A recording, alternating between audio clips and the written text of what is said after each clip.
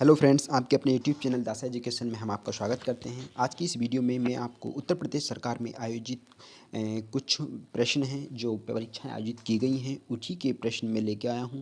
और आप देख सकते हैं कि यूपी में किस तरह का पैटर्न चलता है। Okay friends, you can see here. And जैसे पहला प्रश्न है, अंतरिक्ष में भेजा गया भारत का प्रथम उपग्रह था, तो कौन सा उपग्रह था वो हमें यहाँ पर देखना है। ओके फ्रेंड्स, तो वो कौन सा था आप देख सकते हैं। भास्कर, रोहिणी, आर्यभट्ट, एप्पल, तो वो था आर्यभट्ट। ओके फ्रेंड्स, अगला प्रश्न देखते हैं। जीवाश्म किस प्रकार के शेल में पाई जाती है? जो जीवाश्म किस प्रकार के शेल में पाई जाती है? फ्रेंड्स, आप जानते हैं कि आग्नेय शेल तो वो होती है जो पृथ्वी के अंदर से जो लावा बाहर आता है, जो मैग्मा बाहर निकलता है और वो पृथ्वी की जो ऊपरी परत है उसमें आके जम जाता है या आंतरिक परतों में भी जम जाता है। तो जिस चीज़ के अंदर आग है, जो आग से बन रहा है, क्या उसमें अवसाद होंगे?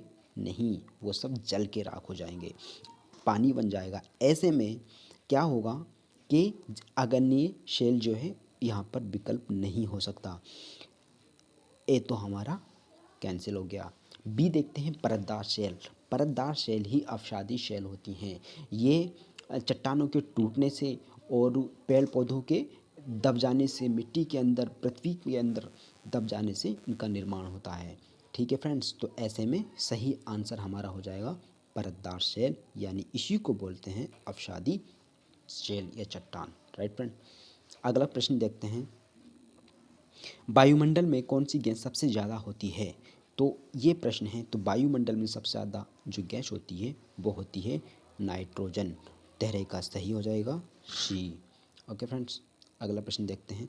कौन सी हवा वर्षा में 2 बार अपनी दिशा परिवर्तित करती है? कौन सी हवा है जो वर्ष में 2 बार अपनी दिशा परिवर्तित करती है? तो वो है मानसून हवा।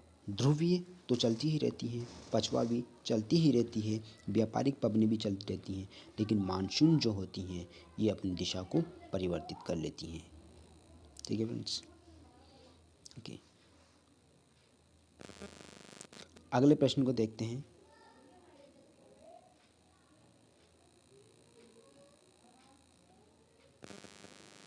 ज्वार भाटा की उत्पत्ति का कारण है। ज्वार भाटा की उत्पत्ति का कारण क्या है? तो ये है चंद्रमा का गुरुत्वाकर्षण बल। राइट ऑप्शन जगह सी। गोवी, कालाहारी, अटाकामा, सहारा क्या चीज़ हैं? तो ये सब्जी का नाम है, मरुस्थल है, शीतोष्ण घास के मैदान हैं, चक्रवाती तूफान है। तो सही आंसर हो जाएगा वी। क्या हो जाएगा? बी। तो मरुस्थल हैं। क्या हैं? मरुस्थल हैं।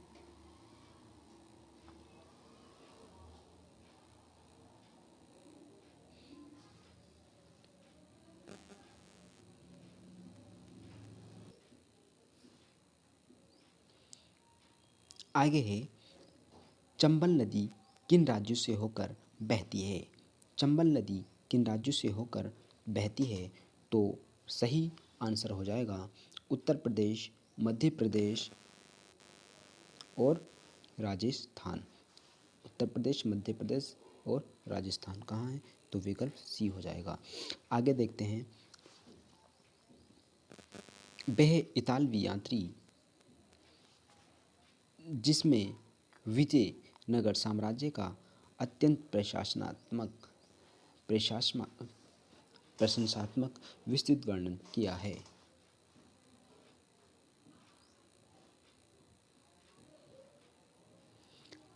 अगला प्रश्न लेते हैं। स्वतंत्रता के बाद रियासतों का एकीकरण में सबसे महत्वपूर्ण योगदान किसके द्वारा निभाई गई है? सबसे महत्वपूर्ण भूमिका योगदान किसके द्वारा निभाई गई है? तो वो है सरदार वल्लभ भाई पटेल।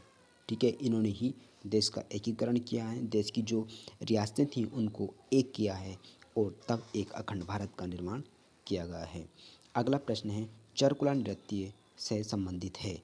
गुजरात, मध्य प्रदेश, उत्तर प्रदेश, बिहार। तो राइट ऑप्शन हो जाएगा उत्तर प्रदेश।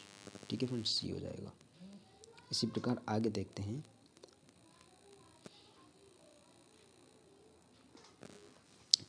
हर्षवर्धन, प्रश्न है कि हर्षवर्धन की राजधानी कहाँ थी? तो हर्षवर्धन की राजधानी कहाँ थी? इसका जो सही आंसर है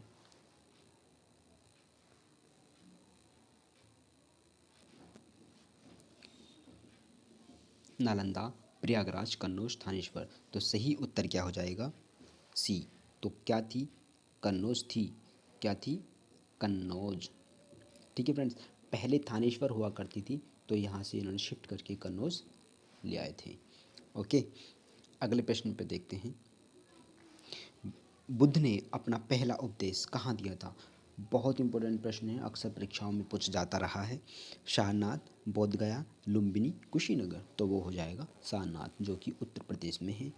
अगला प्रश्न देखते हैं। कंप्यूटर की स्मृति का मापन किया जाता है, तो वो कई में किया जाता है? बिट्स में किया जाता है, बिट्स में। ओके, नेक्स्ट प्रश्न देखते हैं।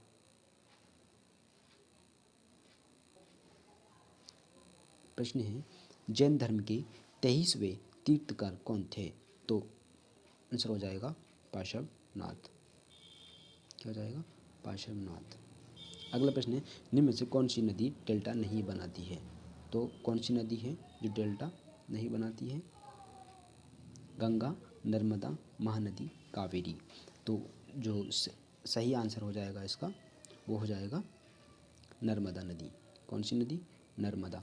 फ्रेंड्स, मैंने इस वीडियो के बारे में, इस क्वेश्चन के बारे में मैंने पहले भी पूरा विस्तार से बताया है कि जो भारत में पश्चिम की तरफ को नदियाँ बहती हैं, दक्षिण पश्चिम की तरफ को बहती हैं, वो सब नदियाँ जो हैं एस्चुरी का निर्माण करती हैं, ना कि डेल्टा का। क्योंकि वे जो है एक कठोर संरचना से, पठारी संरचना से होकर बहती हैं, इसलिए एवं मैदानी क्षेत्र से नहीं बहती हैं, इसलिए वे डेल्टा का निर्माण नहीं करती हैं। तथा वहीं हम देखें तो दक्षिण पूरब या पूरब की तरफ को बहने वाली जो नदियां हैं भारत में डेल्टा का निर्माण करती हैं, क्योंकि वे एक मैदानी क्षेत्र से होकर बहती हैं।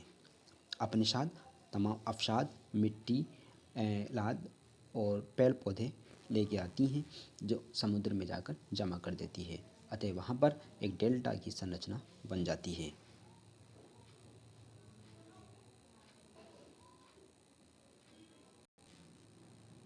तो इसका सही आंसर क्या है हमारे पास? इसका जो सही आंसर है वो है नर्मदा। क्या हो गया? नर्मदा हो गया। ठीक है, अगला प्रश्न देखते हैं।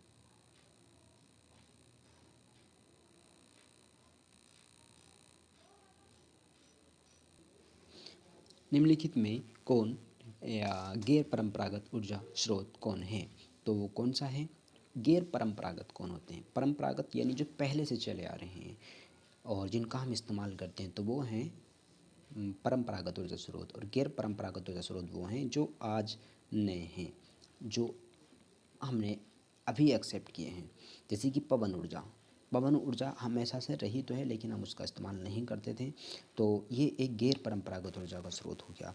वहीं कोयला से तो हम पहले से इस्तेमाल किए चले आ रहे हैं। पेट्रोल का भी हम काफ़ी टाइम से, बहुत समय से इस्तेमाल किए चले आ रहे हैं। तो ये जो है परंपरागत हैं। तो पवन और ज्वार शक्ति, ये दोनों जो हैं, यानी ए एंड डी कहाँ है? बी। तो सही इसका जो आंसर हो जाएगा वो हो जाएगा बी। क्या हो जाएगा? बी।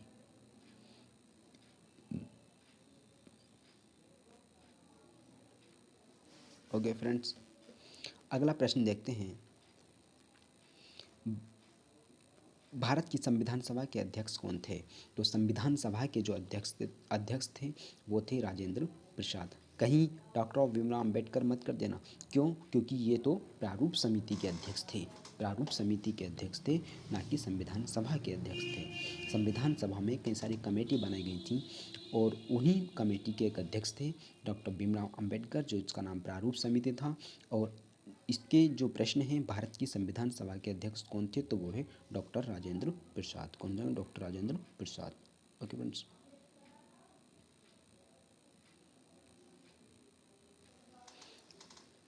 ऐसी ही वीडियो देखने के लिए तथा परीक्षाओं में अपना बेहतर परिणाम लाने के लिए हम आपके लिए ऐसी ऐसी वीडियो लाते रहेंगे, और जो आपके परिणाम को बेहतर बनाएगी।